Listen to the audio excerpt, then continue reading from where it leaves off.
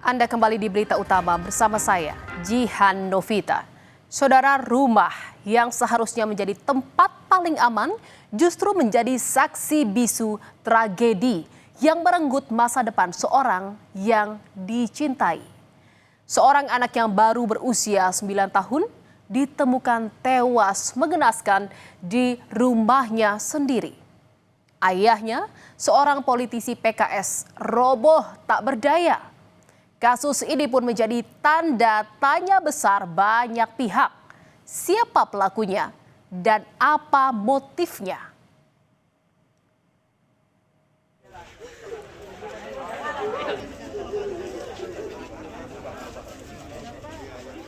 Kabar duka pun menyebar, saudara. Isak tangis kerabat dan keluarga pecah saat berada di rumah duka. Salah seorang kerabat sampai pingsan karena tak sanggup menahan kesedihan akibat kepergian korban untuk selamanya. Korban merupakan anak ketiga dari anggota Dewan Pakar Partai Keadilan Sejahtera Kota Cilegon.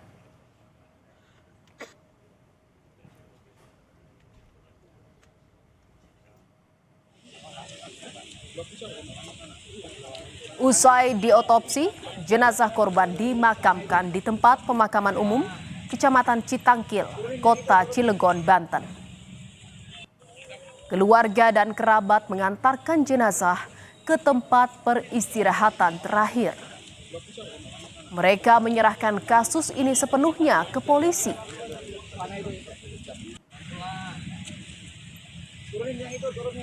Terkait dengan kejadian ini kita silakan percayakan kepada teman-teman dari polisi.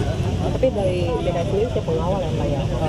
Bisa kita menyerahkan ke pihak kepolisian supaya lebih tidak ada intervensi apapun. Nanti kita doakan semoga semuanya lancar dan pelakunya ditemukan dan diberi hukuman sesuai dengan ketentuan undang-undang.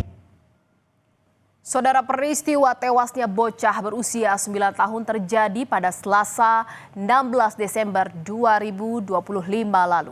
Saat itu, sekitar pukul 14.20 waktu Indonesia Barat, ayah korban yang juga merupakan politisi PKS, Maman Suherman, menerima telepon dari anak keduanya. Dan saudara, di telepon itu sang anak meminta pertolongan kepada ayahnya. Mendapat kabar tersebut, Maman langsung meninggalkan tempat kerjanya di wilayah Ciwandan dan bergegas pulang ke rumahnya di Kota Cilegon. Dan saudara, sesampainya di rumah, ia mendapati kondisi anaknya sudah tergeletak di kamarnya dengan kondisi mengenaskan. Selanjutnya, saudara, korban dibawa ke rumah sakit Betsaida Kota Cilegon, namun dinyatakan meninggal dunia. Saudara, polisi melakukan penyelidikan. Dari hasil olah TKP terungkap fakta baru. Tewasnya korban bukan disebabkan aksi perampokan, melainkan murni pembunuhan. Polisi menegaskan tidak ada barang milik korban maupun keluarganya yang hilang saat kejadian.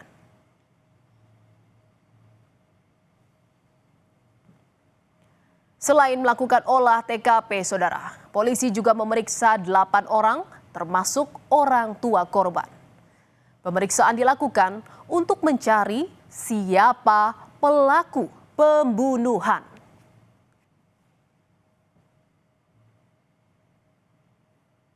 Kasus pembunuhan seperti ini untuk runut timeline harus jelas.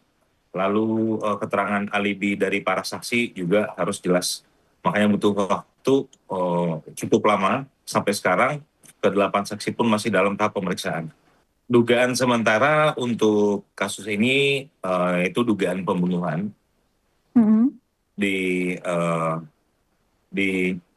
Dapat dilihat dari bagaimana keadaan korban di rumah sakit.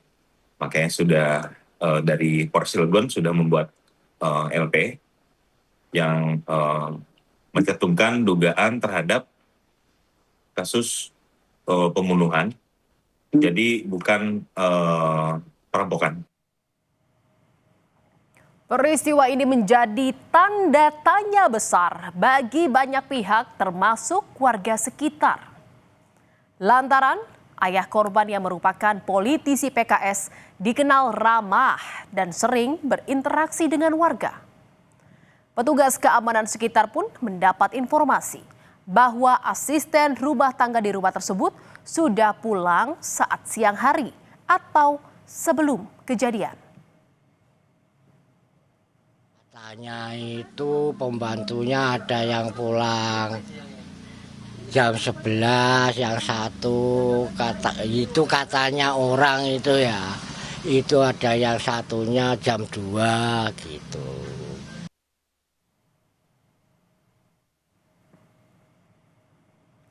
Mengapa bisa, saudara, anak berusia 9 tahun menjadi korban pembunuhan? Psikolog forensik Reza Indragiri menilai korban bukan target utama pelaku. Menurut Reza, pelaku mungkin mengincar kerabat dari korban seperti orang tua.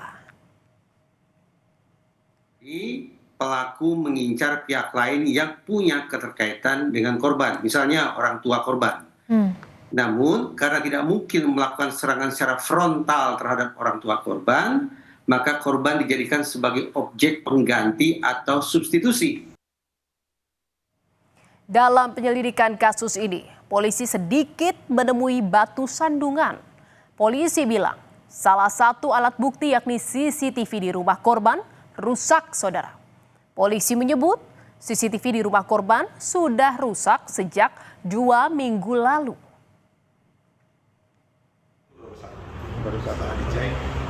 Tapi di rumah sendiri ada security pribadi nggak tuh? Tidak ada security pribadi. Jadi pada saat kejadian itu hanya ada 2 orang, antara adik yaitu korbannya bersama kakaknya.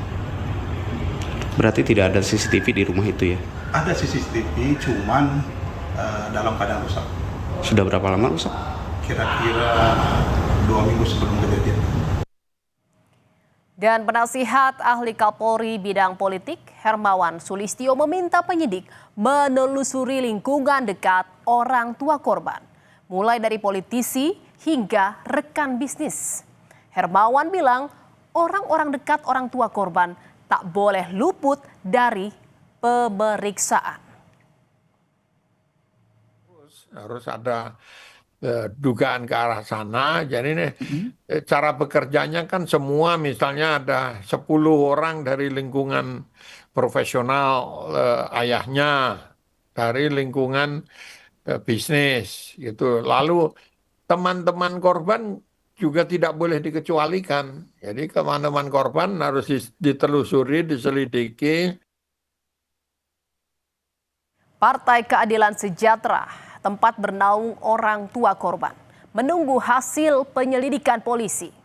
PKS tak ingin berspekulasi jika kematian korban berkaitan dengan isu politik. PKS meminta polisi bisa mengungkap pembunuhan korban.